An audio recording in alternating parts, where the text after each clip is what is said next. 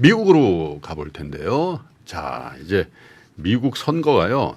딱 1년 남았습니다. 11월 5일 날 선거하는데 현지 시각으로 이제 뭐 1년하고 한 2, 3일 정도 남았는데 그래서 이제부터는 미국의 거의 모든 언론 또 대한민국의 상당한 언론도 미국 선거에 대한 시나리오 분석이라든지 접전 양상 이런 것들을 기획 기사화할 텐데 중앙일보에서 시리즈로 이제 기획 기사를 낸 게 있어서 제가 소개를 좀 해드릴게요.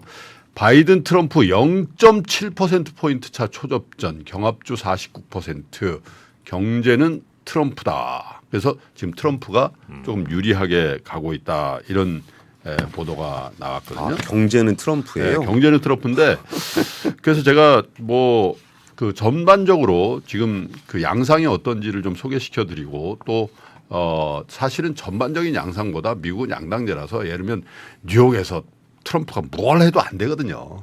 네? 그렇죠. 네? 안 되지. 저 중남부에서 바이든이 뭘 해도 안 된단 말이에요. 그래서 이 이른바 스윙 스테이트라고 하는 왔다 갔다 하는 이 주들의 경합도 이걸 좀 말씀드릴 거예요. 자, 미국의 리얼 클리어 폴리틱스라는 여론조사 종합하는 그 사이트가 있는데 여기서 10월에 여론조사를 종합했는데 그 차트를 한번 보여줘 보세요. 자, 저 보시면 전반적으로 경합이에요. 경합인데 전반적으로 보면 트럼프가 앞서가는 그 여론조사가 조금 많습니다. 많은데 특징은 뭐냐면 트럼프가 앞서가는 여론조사는 비교적 차이가 크게 벌어져요. 저 보시면 두 번째 줄에 있는 메신저 해리스 X도 트럼프 플러스 4잖아요. 그죠? 차이가 4%포인트 난단 말이에요. 네. 그다음에 하버드 해리스도 트럼프가 4, 트럼프가 2. 그다음에 CNBC에서 한 것도 저 10월 11일부터 15일 사이에도 트럼프가 플러스 4란 말이에요. 근데 바이든이 앞서가고 있는 거면 플러스 1, 1, 1 하나만 플러스 3이란 말이에요.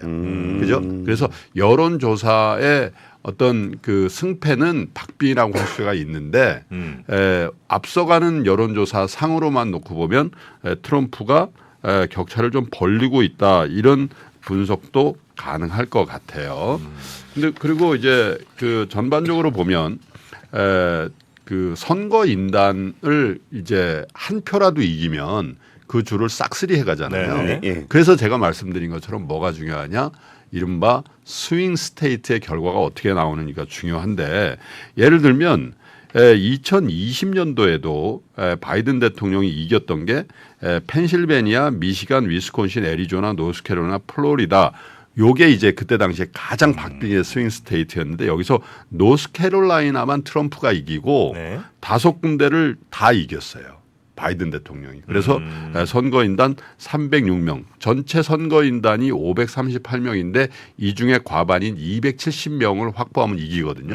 그래서 이번에도 이제 2024 선거에도 전문가들이 스윙 스테이트를 어디를 꼽느냐면 펜실베니아 당연히 들어가고요. 예. 위스콘신 들어가고 조지아가 들어갑니다. 왜냐하면 조지아가 여러분 기억나시지만 계속 법원까지 가가지고 뭐 투표하면 그거 했던 데잖아요. 그 다음에 애리조나가 들어갑니다. 그리고 네바다. 그래서 요 5군데가 2024년에 가장 박빙의 승부처다 이렇게 이제 분석들을 하는데 가만 보면 이건 우연의 일치는 아닌 것 같은데 조지아 그럼 뭐가 생각나죠? 조지아? 예. 조지아 커피 말고. 조지아. 예, 조지아 커피 말고. 조지아는 자, 권프로 뭐 생각나요? 자동차. 그렇죠. 현대차죠. 현대차 아니에요? 현대차 여기 전기차 공장 엄청나게 크게 짓고 공장 있죠. 있지 않아요, 거기? 그 있기도 이거 또 짓죠 여기다. 또 짓지 않아요? 네, 기아차도 있고, 기아차도 있죠. 기아차도 있고. 애리조나 하면 뭐 생각나요? 애리조나. 애리조나 카우보이. 애리조나도 저 공장 있지 않아요? TSMC죠. TSMC잖아요. 바이든 대통령 직접 갔잖아요. 바이든이 기공식에. 직접 가지 않았나? 예. 와, 김프로님, 정프로님은 모르는 게 없으세요? 저도 모르는 게 없지 않아요? 그래서 미국의 대통령들도 표박 관리한다는 거예요. 해야지. 왜 여기다 집중적으로 할까? 이유가 조지아 있다는 거죠. 이게 다 스윙 스테이트예요. 네바다, 위스콘신 이런 데들이 있죠. 그리고 이제 어느 경우에는 미시간, 노스캐롤라이나, 플로리다까지도 포함시키는데 사실은 여기보다는 말씀드린 펜, 위스콘신, 조지아, 애리조나, 네바다 여기를 하는데 그래서 이제 저희가 중앙일보에서 뭘 분석을 해봤냐면 네. 이 경합주에서 양자간 대결을 한번 봤어요. 한번 보여주세요. 레드필드 그리고 윌턴 스트래티지스라는 데서 경합주에 대한 이 스윙 스테이트에 대한 여론조사 결과인데 트럼프가 거의 이깁니다.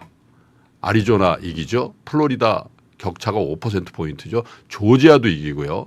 미시간 동률이고 노스캐롤라이나는 격차가 더 벌어지고 펜실베니아 이제 저 바이든의 고향이죠. 펜실베니아만 소폭 지는 걸로. 고향에서 1%포인트 차이 나는 거네요. 네, 저것도 간신히 이겼잖아요. 지난번에. 근데 저렇게 결과가 나온다면 트럼프의 당선은 거의 명확하다. 여론조사 전체가 중요한 게 아니라 저게 더 중요하다는 건데 한 군데서 더 이 경합주를 조사를 했는데 미국의 모닝 컨설트하고 블룸버그에서 조사한 거 다시 한번 볼까요? 예. 예. 차트 보여주세요. 여기도 우와. 비슷하게 나와요. 경합주 7군데인데 애리조나, 트럼프, 조지아, 트럼프, 미시간, 경합. 그다음에 네바다는 이제 바이든이 이기는 걸로 나오고요. 노스캐롤라이나, 펜실베니아도 트럼프가 이깁니다. 위스콘신 이기고 평균적으로 43대 47, 4%포인트로 경합주에서 이긴다는 거예요. 지금 현재 여론조사로. 이제 뭐 샤이 트럼프도 별로 없는 모양이네요, 그죠? 아니 어차피 다 알려져 가지고요. 어차피 다 알려져 가지고. 근데 이제 종합적으로 말씀드리면 뭐냐면 이 여론조사와 함께 뭘 해봤냐면 경제 전반에 대해서 누가 더 잘할 것으로 보는가 이 물음을 했는데 여기에 바이든 대통령 35% 나왔고 트럼프 대통령 49% 나왔어요. 아이고야. 그래서 제가 볼 때는 이제 그때 뭐 이 트럼프 대통령이 했던 그 저 슬로건이 뭐였죠? Make America Great Again 이거였잖아요. 네. 요번엔 분명히 이걸 거예요. 경제가 문제야 임마 이거. 옛날 클린턴이 했던 거. 예. 그걸 아마 들고 나올 가능성이 많은데 스윙 스테이트에서 경제 정책에 대한 유권자의 신뢰도가 트럼프가 훨씬 더 높았다. 그런 거예요. 와, 근데 네. GDP가 4.9%가 나오는데 경제가 문제라고. 근데 이제 그게 문제죠. 왜냐하면 그 4.9%를 체감하느냐 아. 일반적인 유권자들이 그렇지 않다는 거고 일반적인 유권자들이 체감하는 거는 물가라는 거예요. 그러니까 너무 많이 그렇죠. 올랐어요. 예, 예. 실제로 제가 2번 출장하면서 와 제가 그랬잖아요. 살인적인 물가더라고. 근데 이제 미국의 이 중산층 이하 그게 문제는 뭐냐면 중산층 이하의 서민들 또 히스패닉 뭐 흑인들 또 저 아랍계 아시아도 다 한 표예요. 그쵸. 그리고 예. 상류층의 백인도 한 표예요. 네네네. 어쨌든 그러니까 인플레이션이 오면 사실 정권 유지하기 굉장히 힘들어요. 그렇죠. 실제로 왜냐하면 인플레이션의 고통은 서민들에게 가잖아요. 맞아요. 그래서 인플레이션 기에 정권을 담당하고 있는 사람들은 굉장히 곤혹스러운 상황으로 가는데 바이든 대통령이 거기에 딱 걸린 거죠. 네네네. 그래서 성장률도 4% 나오고 물가도 어느 정도 잡힌 것 같은데 왜 이렇게 안 좋냐. 그리고 4가지 혐의에 대해서 굉장히 중범죄로 기소당하고 있는데도 이렇게 나온다라는 거죠. 그래서 그러나 이제 주식시장의 관점에서 보면 이런 초박빙의 상태가 계속되는 게 굉장히 안 좋습니다. 불확실성이 계속해서 우리를 어떤 선택을 할 때 우리는 사실 뭐 1,000만, 2,000만 원 투자할 때도 야 어떻게 되는 거야 이렇게 하지만 기업들을 생각해 보세요. 기업들 입장에서 지금 우연의 일치인지는 모르겠지만 바이든이 그렇게 수조 원씩 밀었던 풍력 이런 게 다 자초되고 있거든요. 예, 맞아요. 그런 뉴스도 있잖아요. 예, 예. 그래서 저는 오히려 주가를 보면 이 두 사람의 당선 가능성을 주가가 얘기해 줄 수도 있겠다. 그래서 뭐 저희 이런 걸 한번 테스트해 보고 싶어요. 이런 여론조사가 맞는지 아니면 주식시장에 바이든 수혜주가 올라가고 트럼프 수혜주가 그거를 1년 동안 3%에서 쭉 하면서 주식시장이 맞는지에 대해서도 한번 조사를 해보는 것도 흥미있는 그런 얘기가 정치 테마주 될 것 같아요. 분석이요. 뭐 테마주라기보다는 워낙 네. 정책에 대한 그 영향력이 큰 자리이기 때문에 미국 대통령. 그래서 저는 그 중에서도 신재생 에너지나 또 이런 환경에 관련된 것 또 기후 문제에 관련된 주식에 대해서 쭉 팔로우업을 좀 해봐야 되는데 왜냐하면 트럼프 대통령이 46대 대통령이 되고 나서 처음으로 사인업한 게 파리 기후협약 탈퇴고 바이든 대통령이 그 다음 대통령이 돼서 백악관에서 처음으로 사인업한 게 파리 기후협약 복귀예요. 그렇죠. 이렇게 대별되기 때문에 그것도 한번 굉장히 흥미로운 관전 포인트인데 어쨌든 바이든이 현재는 경합주 위주로 해서 지고 있고 뒤처지고 있다라는 뉴스입니다. 네. 참 그 신용평가사들에서 미국의 거버넌스 관련한 지적을 많이 했었잖아요. 정치적 불확실성에 대한 이야기.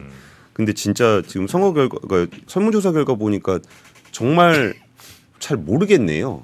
말 그대로 불확실성이라는 그럼요. 게 그 단어가 되게 적합한 것 같아요. 그래서 의회는 의외대로 굉장히 네. 뭘 결정하기 힘든 상황으로 갈 겁니다. 네.